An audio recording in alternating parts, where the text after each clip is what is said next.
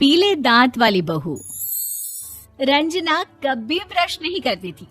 उसे कितनी बार उसके माँ बाप ने डांटा, लेकिन उसका कोई असर उस पर होता ही नहीं था, जिस कारण से उसके दांत पीले पीले हो जाते हैं। शादी के बाद। अरे बहू, वैसे तो तुझ में कोई कमी नहीं है, पर तेरे दांत इतने पीले कैसे हैं बेटा? कैसे मतलब? कोई सर्जरी थोड़ी ना कराइए। वो तो क्या नाम, मैं ब्रश नहीं करती थी तो पीले हो गए। अब क्या करूं? आप कहे तो लाल करवा लूं या फिर काले? यार ये क्या है, क्यों माँ से लड़ रही हो? लड़ रही हूँ? अरे मैं लड़ रही हूँ या ये बोल रही है कि दांत पीले हैं, पीले। अरे तपस्या थोड़ी ना की है इन्हें पीले करने के लिए। बकायदा ब्रश नहीं किया है 20 साल तक, तब जाकर। छी, कैसी बात कर रही हो? ये उस वक्त तो पीले नहीं थे जब हम लोग तुम्हें देखने आए थे। अरे तब साफ करवा लिया होगा डेंटिस्ट के पास जाकर। अब देखो कैसे पीले पीले लग रहे हैं। रंजना सास की तरफ गुस्से से देखती है। फिर शुरू हो गई पीले पीले पीले। अरे पीले तो तब भी थे जब मेरे हाथ का रसगुल्ला उड़ा उड़ा कर खा रही थी और बोल रही थी, लड़की नहीं गुणों का खजाना दे रहे भाई साहब आप। खैर, अब वो लोग करते भी तो क्या करते, पीले दांत वाली बहू पल्ले पड़ी थी तो झेलना तो था ही। एक दिन कीर्तन में रंजना गाना गा रही थी। अरे कमला बहन, माँ का द्वार है, यहाँ तो सब शुद्ध होकर आते हैं, फिर अपनी बहू को ब्रश भी नहीं करवाती तुम।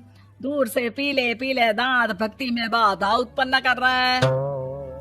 अरे कोई 2 साल के बच्चे थोड़ी ना लेकर आई हूँ मैं बहू बनाकर। अच्छी खासी लड़की है, अरे कैसे करवाऊं ब्रश? ये तो उसे खुद करना चाहिए ना। अब माँ बाप तो इसके जैसे तैसे निपटा दिए, ये नहीं सोचा कि सास कैसे संभालेगी। सास बहू को लेकर घर आ जाती है, लेकिन सोच लेती है कि अब इसे लेकर कहीं नहीं जाएगी। अगले रोज बहू कहती है, अरे क्या हो गया, मंदिर नहीं जाना क्या? कीर्तन का वक्त हो रहा है। मेरी मधुर वाणी से कान्हा जी जागते हैं और सोते हैं। आप तो जानती है ना उनकी भक्ति में कितना मन लगता है मेरा। वो क्या है ना, तबीयत ठीक नहीं लग रही है मेरी, आराम करूंगी मैं। तबीयत ठीक नहीं लग रही? अभी तो मिथुन के गाने पर नाच रही थी आप, और अब बोल रही है कि तबीयत ठीक नहीं लग रही। अरे भक्ति में मन लगा लो सासू माँ, ऊपर जाना है, क्या मुंह दिखाओगी आप? हाँ? सास को बहू की बात पर गुस्सा आ जाता है। मैं क्या मुंह दिखाऊंगी, इसकी चिंता तो ना कर, समझी? अपने मुंह की चिंता कर, जो ये पीले पीले दांत लेकर हर जगह पहुंच जाती है। पता है लोग कितना मजाक बनाते हैं। ना जी ना, मैं नहीं जाना कहीं तेरे साथ। तो ये बात है। कोई ना, मत जाओ, मैं अपने कमरे में ही बैठकर भक्ति कर लूंगी। ऊपर वाला दांत थोड़ी ना देखता है, मन देखता है, भावना देखता है। और अरे बस बस, तू सब कुछ दिखा, बस ये सफेद चमकदार दांत ना दिखाना किसी को, है? जा यहाँ से। बहू को सास की बात का कोई फर्क नहीं पड़ता, वो तो जैसी थी वैसी ही रह जाती है। सुबह नहाकर किचन में खाना बनाना, फिर खाना खाना, कीर्तन भजन करना और सो जाना। एक दिन, माँ जी मैं सहेली के घर जा रही हूँ, शाम को लेट आऊंगी। हाँ हाँ तो जाना, मैंने कौन सा तेरी आरती करनी है घर पर बैठकर। रंजना सहेली के घर जाती है, जहाँ वो पार्टी में जाने की तैयारी कर रही होती है। अरे शिखा, कहाँ जाने की तैयारी कर रही है? मैं गलत वक्त पर आ गई क्या? अरे नहीं यार, उल्टा सही वक्त पर आई है। मैंने ये साड़ी और ज्वेलरी निकाली है यार, शाम को इनके ऑफिस की एक पार्टी में जाना है। बताना कैसा लग रहा है ये सब? नहीं यार, इस ड्रेस के साथ तो वो वाली ज्वेलरी अच्छी लगेगी। हाँ हाँ सही बोल रही है, मैंने ध्यान ही नहीं दिया। वैसे तो हमेशा से मस्त फैशन सेंस रखती है। तो बड़ा जाती होगी ना पति के साथ पार्टी में। रंजना कुछ नहीं बोलती, बस सोचती है कि यार काश ये बात सही हो जाती, पर मैं क्यों नहीं जाती पार्टी में? क्या इन लोगों की कोई पार्टी होती नहीं होगी? रंजना घर आती है और रात में पति से सवाल करती है, एक बात बताइए, आप मुझे किसी पार्टी में क्यों नहीं ले जाते? क्या आपके यहाँ ऑफिस में पार्टी नहीं होती?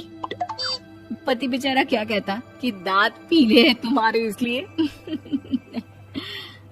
अरे कोई पार्टी होती नहीं हम लोगों के ऑफिस में, तो कहाँ से लेकर जाऊं? और मार्केट, मॉल, कहीं वीकेंड घूमना, कहीं तो। अरे यार सारे हफ्ते में एक छुट्टी मिलती है, तो सोचता हूँ कि आराम ही कर लूं। क्यों? रंजना मन मार के रह जाती है। पहले कभी सास के साथ मंदिर जाया करती थी, लेकिन वो भी सास ने ले जाना बंद कर दिया। घर बैठी बैठी रंजना बोर हो जाती है। तभी उसे आइडिया आता है और वो मायके जाने का सोचती है। सासू माँ, 2 दिनों के लिए मम्मी के घर जा रही हूँ।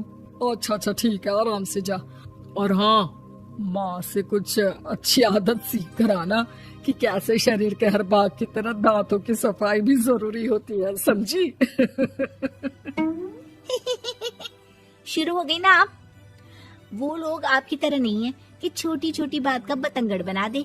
उन लोगों के लिए मैं मायने रखती हूँ, ना कि मेरे पीले पीले दांत। रंजना माँ को बिना बताए उन लोगों को सरप्राइज देती है, लेकिन जैसे ही वो दरवाजे पर पहुंचती है, अंदर देखती है कि घर वाले कहीं जा रहे होते हैं। अब माँ, काश रंजना दीदी के दांतों वाली प्रॉब्लम नहीं होती, तो वो भी हम लोगों के साथ चलती ना बुआ जी की बेटी की शादी में। हाँ बेटा, लेकिन अब उसे कौन समझाए कि उसको उसके पीले दांत नहीं दिखते, लेकिन उसके आसपास के लोगों को कितना एम्बैरेसिंग फील कराते हैं। मुझे तो कितनी बार उसके स्कूल की टीचर ने शिकायत की कि उसके साथ कोई लड़की बैठना भी नहीं चाहती, और ना ही कॉलेज में कोई उससे बात करना चाहता था। लेकिन पता नहीं क्यों उसे ये बात समझ में ही नहीं आती। कोई कमी नहीं है उस लड़की में, बस यही कि दांत पीले हैं। वो तो भला हो जीजाजी और उनकी माँ का, जो दीदी को जैसी है वैसे ही रखा हुआ है। रंजना को अपने घर वालों की बात सुनकर बहुत दुख होता है। वो सोचती है कि वो क्या करे, लेकिन फिर वो सीधा डेंटिस्ट के पास जाती है, अपने दांत चमकाती है और कसम खाती है कि वो रोज ब्रश करेगी। अरे क्या हो गया? तुम तो 2 दिनों के लिए गई थी ना, पर कोई ना, अच्छा है, चलो आ गई तो। रंजना सास के सामने आकर खड़ी हो जाती है और पूरी स्माइल करती है, उसके चमकदार दांतों को दिखाती हुई। हाँ? चले मंदिर। माँ, मुझे माफ कर दीजिए, मैंने आप लोगों को बहुत एम्बैरेसिंग फील करवाया। मैं आज से रोज ब्रश करूंगी।